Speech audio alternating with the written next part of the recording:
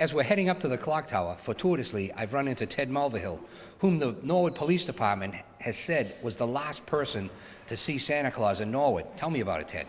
Well, Jack, that's true. I did see Santa Claus at the Friends of St. Nick banquet, and we had an eggnog together, and then we discussed the holidays, and then we had another eggnog, and I didn't see him leave. Didn't see him leave. Well, he is known for an ability to sneak in and sneak out of places without being seen, so I guess it's on to the clock tower. The holidays are all about tradition, and here's a tradition that we started last year on Norwood Digest. I'm going to read The Night Before Christmas. All right, people, come on in, settle down. This is a briefing. This is an official briefing. This came upstairs from the man. So grab a seat.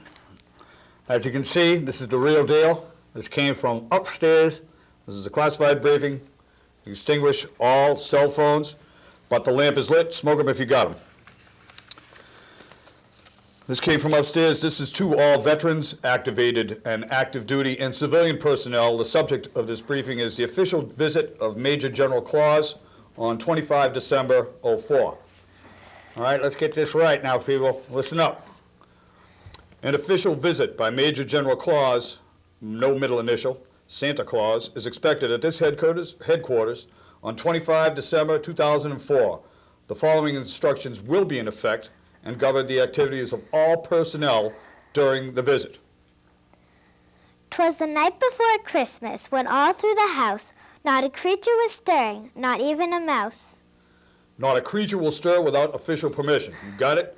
This will include indigenous mice. Special stirring permits for necessary administrative actions will be obtained through normal command channels. Mice stirring permits will be obtained through the Office of the Surgeon General, Veterinary Services. The stockings were hung by the chimney with care, in hopes that St. Nicholas soon would be there. All stockings, wool, cushion sole, will be hung by the chimney with care. Necessary safety precautions will be taken to avoid fire hazards caused by carelessly hung stockings. Unit safety officers will submit stocking hanging plans to this headquarters prior to 0800 hours on 24 December 2004. Attention AEAGA-S for approval. The children were nestled all snug in their beds, while visions of sugar plums danced in their heads. All personnel will utilize standard ration sugar plums for visions to dance through their heads. This item will be drawn from the servicing dining facility. And Mama in her kerchief and I in my cap had just settled down for a long winter's nap.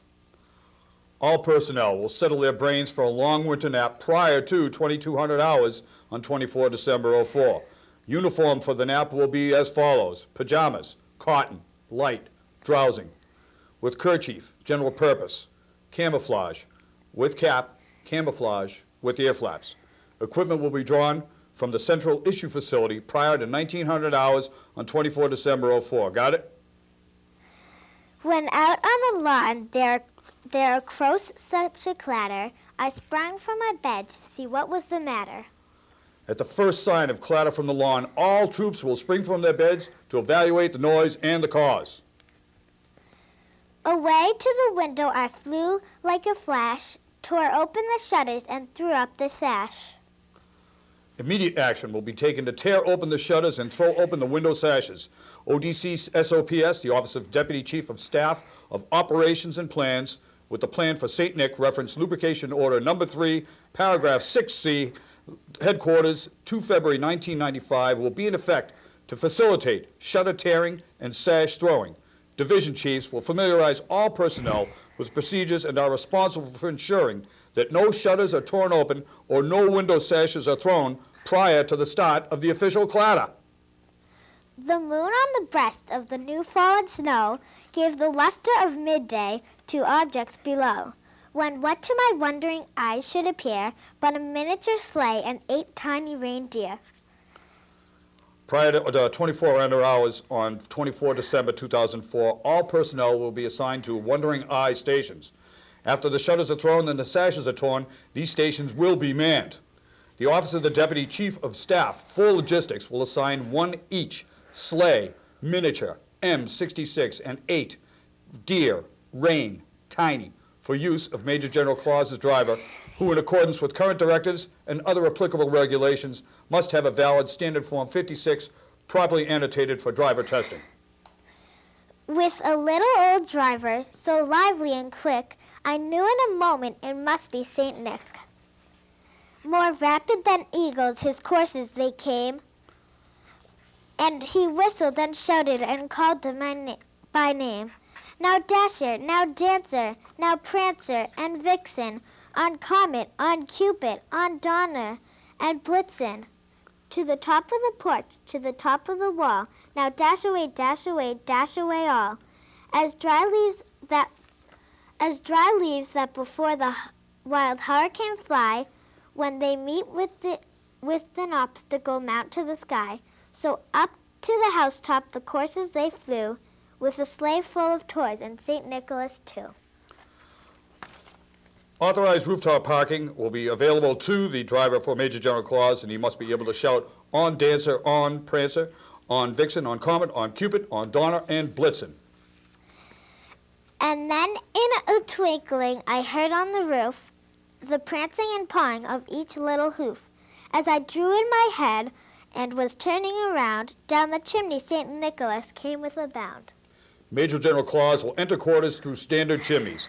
All units without chimneys will draw Chimney Simulator M-6 for use during the ceremonies.